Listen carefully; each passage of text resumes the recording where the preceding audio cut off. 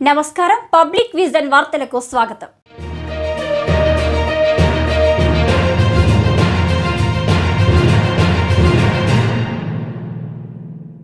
ఐదు సంవత్సరాల ప్రజల నిరీక్షణకు నేటితో తెరపడింది. ఆంధ్ర చరిత్రలో ఎన్నడూ లేని విధంగా ఈ ఫలితాలు వచ్చాయి. కూటమి సునామీలో వైసీపీ తుడిచిపెట్టుకుపోయింది. పవర్ స్టార్ ఇంజన్ సైకిల్కి తోడవటంతో కూటమి దూసుకుపోయింది. కొన్ని జిల్లాల్లో clean sweep Pawan Kalyan Janasena party పోటీ చేసిన ప్రతి చోట గెలవటం చిన్న విషయం కాదు. 21 ఎమ్మెల్యే 2 ఎంపీ సీట్లు గెలిచారు. ఇది 100% రిజల్ట్. ఇది పవన్ కళ్యాణ్ శక్తికి నిదర్శనం. 6 ఎన్నికల్లో వరుసగా గెలిచిన ఎన్నిక నాకు డబుల్ హ్యాట్రిక్ విజయం.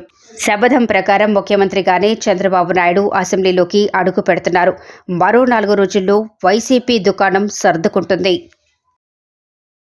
హుందాగా ఉండుంటే ఈరోజు ఇలాంటి అవమానకరమైన రిజల్ట్ వచ్చిండేది కాదు. అది అంత దారుణమైన పరాజయం ఈరోజు ఆయన మూట కట్టుకున్నా అంటే ముఖ్యంగా జగన్మోహన్ రెడ్డి గారి ప్రవర్తన, ఏదైతే ప్రజలకు ఇచ్చిన హామీలు అమలు చేయడంలో విఫలం చెందటం, అంతేకాకుండా ముఖ్యంగా ఆయన యొక్క వ్యక్తిత్వం, ఆయన యాటిట్యూడ్ అంతా కూడా ఈ 5 ఏళ్ళు ఎలా ఉందో ప్రజలు గమనించారు. ఘన విజయం చేపట్టిన ప్రజలకి ముఖం చూపించడానికి ఆయన ఇబ్బంది పడుతూ పరదాల చాటులో ఆయన పర్యటనలు చేసేవాడు.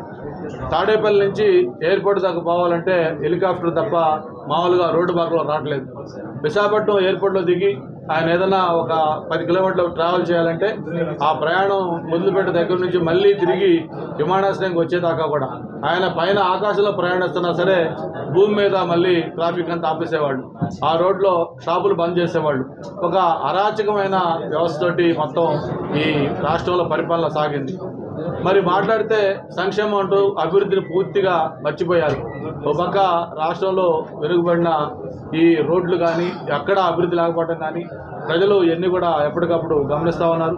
మద్యం పాలసీ కావచ్చు, లేటెస్ట్గా తీసుకొచ్చిన ల్యాండ్ టైటిలింగ్ యాక్ట్ కావచ్చు, ఇట్లా ఎన్నెన్నో దానికి కారణాలు ఉన్నాయి. ఈరోజు వైఎస్ఆర్ పార్టీ ఇంత ఘోర పరాజయం పొందడానికి దీనికి టోటల్ కర్త కర్మ క్రియ వైఎస్ఆర్ పార్టీ ఇంత ఘోర పరాజయానికి పూర్తి కారణం జగన్మోహన్ రెడ్డి గారే. దీనికి ఎవరు కూడా బాధ్యులు కాదు, మొత్తం సర్వం ఆయనే. ఈరోజు సర్వం బాధ్యత కూడా సందేహం చెప్పి కూడా తెలియజేసుకుంటూ మరి తను చేసిన పాపాలకి, తను చేసిన పనులకి ఈరోజు ఆ ఫలితం రిజల్ట్స్ చూపేట వచ్చింది.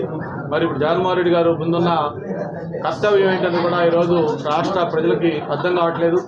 ఏంటి ఆయన రాజకీయాలకి స్వస్తి చెప్తాడా, లేకపోతే రాజకీయాలకి ఆయన బదులు ఎవరైనా వేరే వాళ్ళని పార్టీ నడపని చెప్పి బాధ్యత చెప్తాడా, లేదు ఓడిపోయిన మంత్రుల్ని, ఎమ్మెల్యేలని, ఎంపీల్ని పరామర్శించడానికి మళ్ళీ ఓదార్పు యాత్ర చేపడతాడా, ఏం చేస్తాడు అనేది రకరకాల ఆప్షన్స్ జగన్మోహన్ రెడ్డి గారి ముందు ఈరోజు ఉన్నాయి.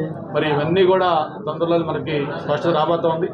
ఏది ఏమైనా ఇంత ఘన విజయం అందించిన తెలుగు ప్రజలకి ఎప్పుడు కూడా మనం రుణపడి ఉండాలి. మరి చంద్రబాబు నాయుడు గారి తరఫున, అలాగే జనసేన పార్టీ తరఫున, బీజేపీ పార్టీ తరఫున, కూటమి తరఫున ఇంతటి ఘన విజయం అందించిన రాష్ట్ర ప్రజలందరికీ కూడా మనస్ఫూర్తిగా ధన్యవాదాలు, అభినందనలు తెలియజేసుకుంటూ మరి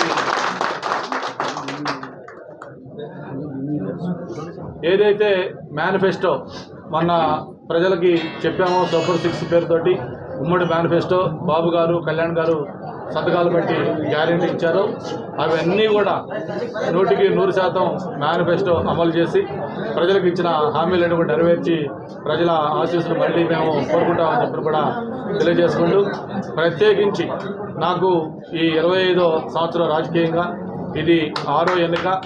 6వ ఎన్నికలో ఇటువంటి ఘన విజయం గతంలో నాకు ఎప్పుడూ రాని భారీ మెజార్టీ ఇచ్చి మరి ఎంత ఘన విజయం అందించిన భీమిలికి ప్రజలకి, భీమిలి నాయకులకి, ప్రత్యేకించి మా నాయకులు నాతో పాటు కష్టపడి పనిచేశారు. అలాగే జనసేన నాయకులకి, బీజేపీ నాయకులకి, పార్టీ పెద్దలకి, కార్యకర్తలకి ప్రతి ఒక్కరికి కూడా పేరు పేరున నమస్కారాలు, శిరస్సు వచ్చి ధన్యవాదాలు తెలియజేసుకుంటూ జీవితంలో ఎప్పుడు కూడా భీమిలి ప్రజలు ఇచ్చిన తీర్పుని మర్చిపోను. వాళ్ళు ఏ అంచనాలతోటి ఇంత భారీ మెజారిటీ గెలిపించారో తప్పకుండా వాళ్ళ అంచనాలకి అందుకునే విధంగా పనులు చేసి వాళ్ళ రుణం తీర్చుకుంటారని చెప్పి కూడా మరొకసారి మీ ద్వారా మనవి చేసుకుంటూ మరి ఈరోజు ఒక మర్చిపోలేని రోజు తెలుగుదేశం పార్టీ నాయకులకే కాదు ఆంధ్ర రాష్ట్ర ప్రజలకు కూడా ఇంతటి ఘనజీవం పెట్టిన రోజుని జీవితాంతం కూడా గుర్తుపెట్టుకుంటామని చెప్పి కూడా మరొకసారి మనం చేస్తా ఉన్నాం.